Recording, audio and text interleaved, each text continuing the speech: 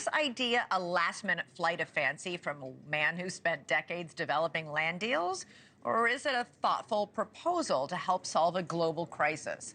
This article in The Guardian last March suggests that Gaza's potential as a waterfront destination may have been a topic of discussion around the Trump dinner table for months. It quotes first son-in-law Jared Kushner as saying Gaza's waterfront property could be very valuable.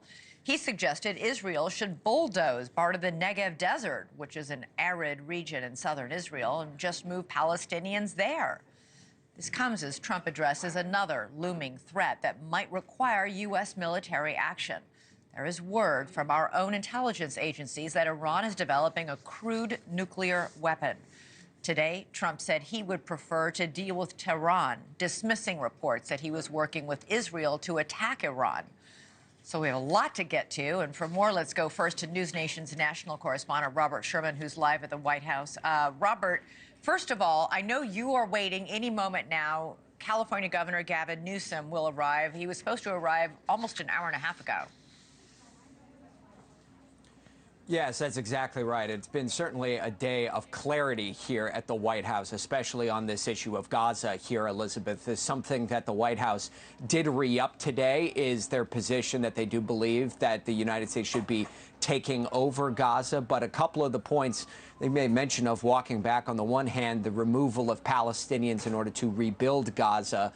That is being now having a new word added temporarily to that word to focus on that here is that Palestinians would be able to move back into the enclave at a later date. And then the other aspect of this as well, the concept of potentially U.S. troops landing in Gaza as a part of this operation here. White House Press Secretary Caroline Leavitt pressed on this again and again and again, emphasizing that there is no commitment to that. Take a listen.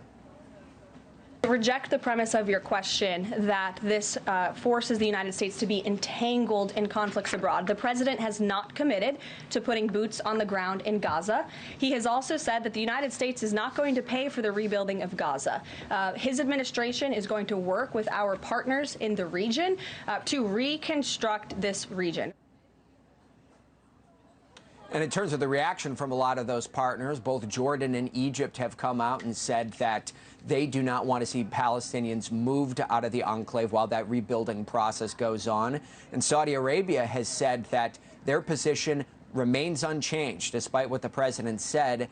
They want some kind of agreement on Palestinian statehood before having any conversation about recognizing Israel diplomatically. Elizabeth? All right. Also, Robert, very quickly, what comments, tell me about the comments today from the president about Iran, because he's been very hawkish toward Iran, vowing that Iran would be obliterated if anything should happen to him.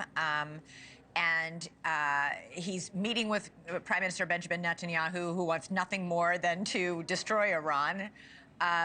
Today, the president actually said he would like to deal with Tehran when it comes to some sort of a peace deal, which would be remarkable given that he walked away and ripped up the peace deal in his first term. Yeah, that was definitely a change in tone that we heard from the president here, saying that he believes those comments about obliteration have been blown out of proportion.